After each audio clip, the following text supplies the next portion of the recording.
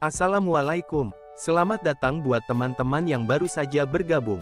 Jangan lupa klik subscribe, agar kalian tidak ketinggalan informasi bansos dari channel ini. Buat teman-teman yang sudah subscribe dan like video ini, saya ucapkan terima kasih. Semoga kalian sehat selalu, dan dilancarkan rezekinya. Amin ya robbal alamin.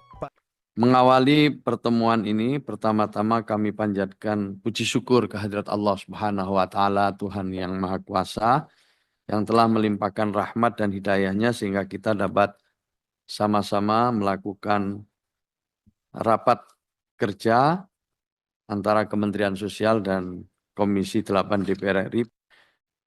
Ada bisnis proses yang perlu kami sajikan sedikit, kita ulang, di mana di dalam bisnis proses ini kita sudah memiliki data tunggal, di mana data kita yang sekarang ini telah ada perankingan.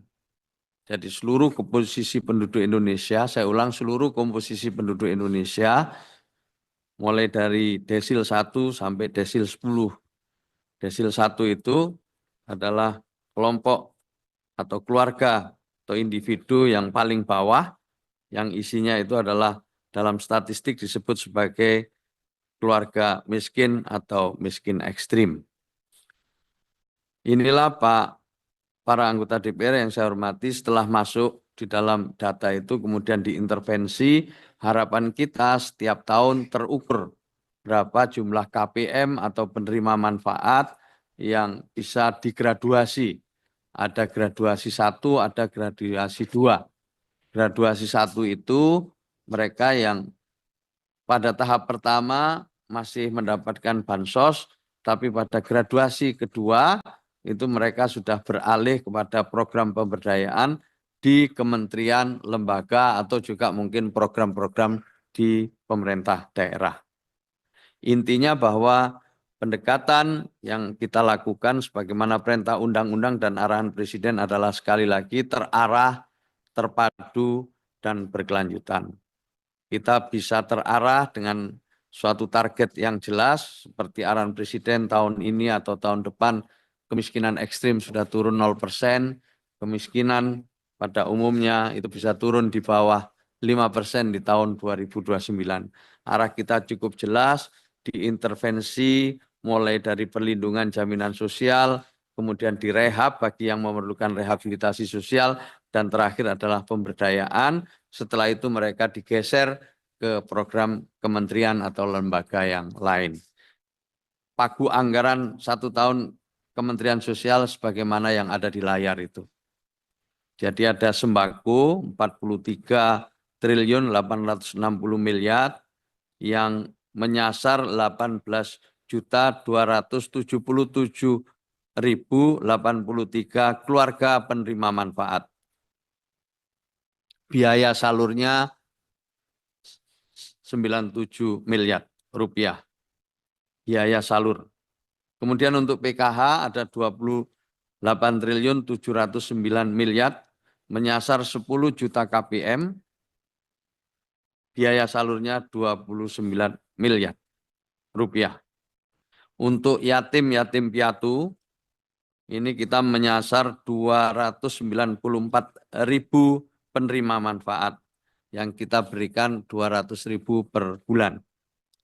Kemudian untuk permakanan lansia terlantar di atas 75 tahun, menyasar 136.000 penerima manfaat dengan anggaran 1.489 miliar.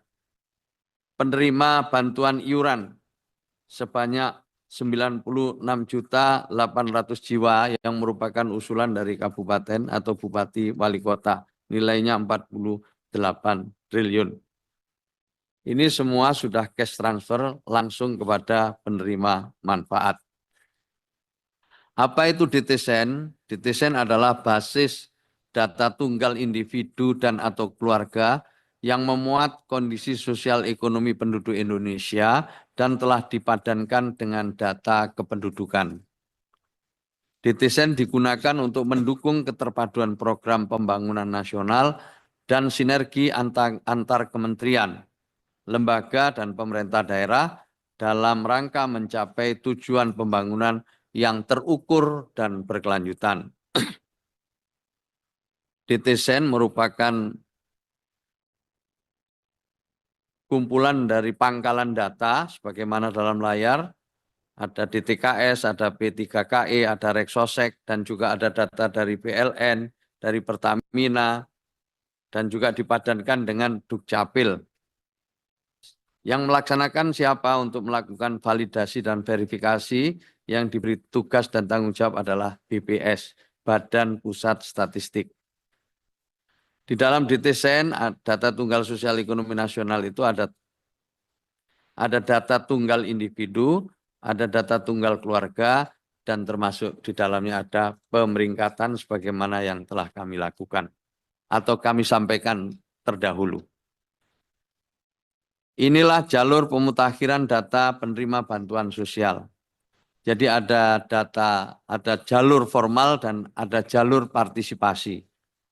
Jalur formalnya bisa melalui RT RW, kemudian ke musyawarah desa atau kelurahan, lalu ada pendamping PKH, ada dinas sosial, BPS, kabupaten kota yang turut melakukan verifikasi. Setelah itu baru ditetapkan oleh bupati, wali kota, atau gubernur, atau pemerintah daerah, atau kepala daerah. Kemudian yang kedua adalah jalur partisipasi.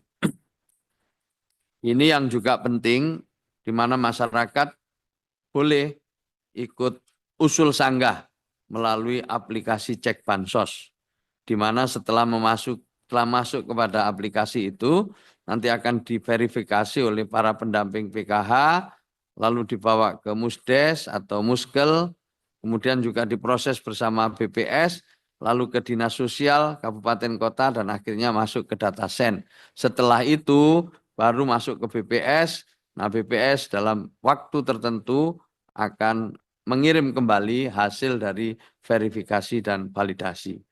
Jadi Bapak Ibu sekalian, semua sekarang yang melakukan verifikasi validasi data adalah BPS dan akan dilakukan setiap 3 bulan sekali sesuai dengan tahapan penyaluran bantuan kita selama ini, yaitu setiap triwulan. Nah, data terakhir itulah nanti yang akan dijadikan pedoman untuk menyalurkan bantuan pada triwulan berikutnya. Apa manfaat DTSEN? Pertama, untuk mengarahkan kebijakan pemerintah lebih konvergen dan mengurangi bias akibat tumpang tindih data. Yang kedua, untuk memudahkan pensasaran program pembangunan pemerintah menjadi lebih tepat. 3, untuk memudahkan pemerintah menetapkan strategi pengentasan kemiskinan agar lebih terarah, terpadu, dan berkelanjutan. Keempat, untuk mengetahui profil sosial ekonomi penduduk Indonesia lebih lengkap. Yang kelima, untuk membantu pengalokasian anggaran pembangunan lebih efisien, efektif, dan akuntabel. Dan yang terakhir adalah untuk mempercepat peningkatan kesejahteraan masyarakat. Penyebab terjadinya perubahan DTSEN, yang pertama, keluarga dan individu yang menurut Dukcapil nonaktif tapi ditemukan dan dilakukan pendataan aset ground check oleh Kemensos, survei oleh BPS dan Dapodik.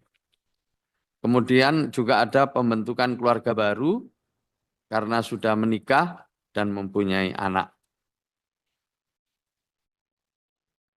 Yang terakhir juga ada anggota keluarga yang meninggal dunia. Dari hasil ground check ini ada beberapa catatan. Yang pertama, hasil ground check sudah diserahkan ke BPS pada tanggal 21 April 2025 dan selanjutnya akan digunakan untuk mengupdate variabel dan pemeringkatan ulang DTSEN oleh BPS. BPS menggunakan hasil ground check untuk memperbarui metode pemeringkatan kesejahteraan dan hasilnya dengan metode baru tersebut, ya, hasilnya adalah angka inclusion error-nya menurun. BPS sudah menyerahkan kembali sebanyak 20 juta keluarga penerima bantuan sosial triwulan 1 dengan desil terbaru. 4, DTSEN Baru hasil ground check dan perengkingan akan digunakan sebagai dasar penyaluran bantuan sosial tahap 2 yang akan disalurkan pada bulan Mei, Juni. Inilah gambaran singkatnya hasil exercise penerima Bansos triwulan 2 berdasarkan DTSEN hasil pemutakhiran.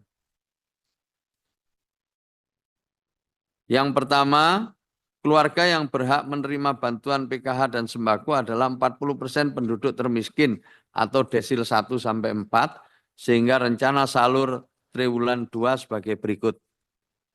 Pertama, KPM PKH existing yang tetap dapat disalurkan pada tahap 1 sebanyak 8.320.312 keluarga penerima manfaat. Untuk memenuhi menjadi 10 juta KPM tahap 2, maka akan digantikan dari penerima sembako non-PKH yang mempunyai komponen dengan prioritas desil 1 dan desil 2.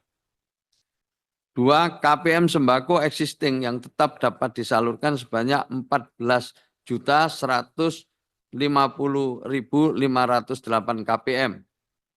Untuk memenuhi menjadi 18,6 juta KPM pada tahap 2, maka akan digantikan dari penerima PKH non-sembako pada desil 1 sampai 4, ditambah data usulan dari pemerintah daerah dengan prioritas desil 1 dan desil 2. Jadi kesimpulannya Bapak Ibu sekalian, yang sekarang itu sudah sesuai dengan DTSEN ada 8.320.312 KPM untuk PKH dan sembako 14.150.508 KPM untuk sembako.